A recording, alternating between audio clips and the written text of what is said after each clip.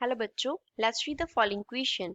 Define an isothermal process. हमें isothermal process को define करना है and state two essential conditions for such a process to take place.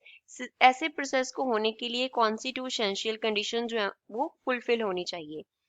So first of all, we will talk about the key concept used in the question. इस question में क्या key concept use हो रहा है? So in this question, they are talking about isothermal process.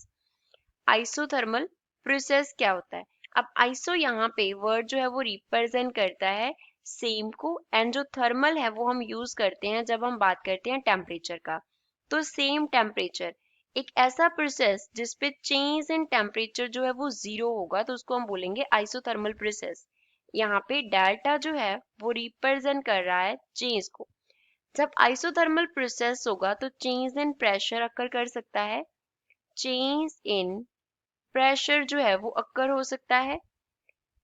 Change in pressure, volume में change हो सकता है, एक्सेट्रा। उसका और कुछ भी हम अगर वेरिएबल कंसिडर करेंगे तो वो चेंज कर सकता है, लेकिन जो प्रेशर है वो चेंज नहीं, जो टेम्परेचर है वो चेंज नहीं करेगा। तो आइसोथर्मल प्रोसेस क्या हो गया जिसमें टेम्परेचर का चेंज अक्कर नहीं करना चाहिए। तो अब बात करते हैं इसकी एसेंशियल कंडीशंस की। Essential conditions for such a process to take place. First बात करते हैं फर्स्ट एसेंशियल कंडीशन की। फर्स्ट क्या होता है कि जो सिस्टम है वो हमारे पास कंडक्टिंग होना चाहिए। System must be conducting. System की जो वॉल्स हैं वो कंडक्टिंग होनी चाहिए। अब इसको अंडरस्टैंड करने के लिए सपोज ये हमारे पास कोई कंटेनर है जिसपे हम एक गैस को कंटेन कर लेते हैं। इसमें इनसाइड ये क्या है, गैस मॉलिक्यूल्स हैं। इसके ऊपर ऐसे हमने एक पिस्टन लगा दिया जिससे इस गैस को क्या किया है, क्लोज किया है। This here refers the piston. अब सपोज हमने पिस्टन को क्या कर दिया, ऊपर से नीचे की तरफ प्रेस कर दिया। अगर हम ऊपर से नीचे की तरफ प्रेस करेंगे तो इससे जो मॉलिक्यूल्स है वो एक दूसरे के क्लोज बैक हो जाएंगे।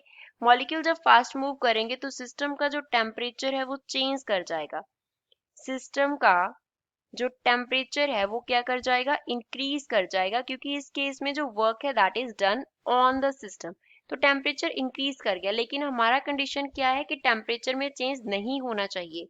तो सिस्टम का जब टेम्परेचर इंक्रीज करेगा तो उसको बैलेंस करने के लिए सिस्टम क्या कर देगा, हीट को रिलीज कर देगा। लेकिन वो हीट को रिलीज कब करेगा, जब जो वॉल्स हैं सिस्टम की वो क्या होंगी, कंडक्टिंग होंगी। कंडक्टिंग वॉल्स होंगी। अगर कंडक्टिंग वॉल्स हुई तो सिस्टम हीट रिलीज कर देगा, उसका टेम्परेचर वापस से क्या हो जाएगा, डिक्रीज कर जाएगा। तो टेम्परेचर में जो चेंज है वो क्या रहेगा, जीरो के इक्वल रहेगा। तो सिस्टम जो है वो कंडक्टिंग होना चाहिए। सेकंड थिंग, जो प्रोसेस अक्कर कर रहा है that must be slow. Process must be process must be slow. Process slow क्यों होना चाहिए, क्योंकि मान लो अगर हमने पिस्टन को फास्ट प्रेस कर दिया तो उसका जो टेम्परेचर है उसमें जो इंक्रीज है वो क्विक होगा। टेम्परेचर में जो इंक्रीज होगा वो क्या होगा, क्विक होगा। वहां पे उतना टाइम ही नहीं रहेगा कि सिस्टम जो है वो हीट एक्सचेंज कर ले अपने सराउंडिंग के साथ। तो हीट एक्सचेंज के लिए कोई भी टाइम नहीं होएगा, no time for heat exchange. Again अगर हीट एक्सचेंज के लिए टाइम नहीं हुआ तो टेम्परेचर में चेंज जो है वो अक्कर कर जाएगा। लेकिन इसके इनवर्स अगर सिस्टम का जो हमने प्रोसेस किया वो क्या किया, स्लो किया, तो स्लो प्रोसेस में क्या रहेगा, उसके पास हीट एक्सचेंज के लिए टाइम रहेगा।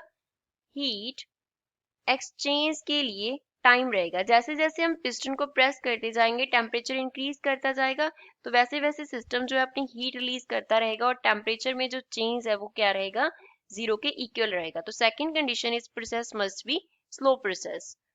I hope you understood well. Thanks.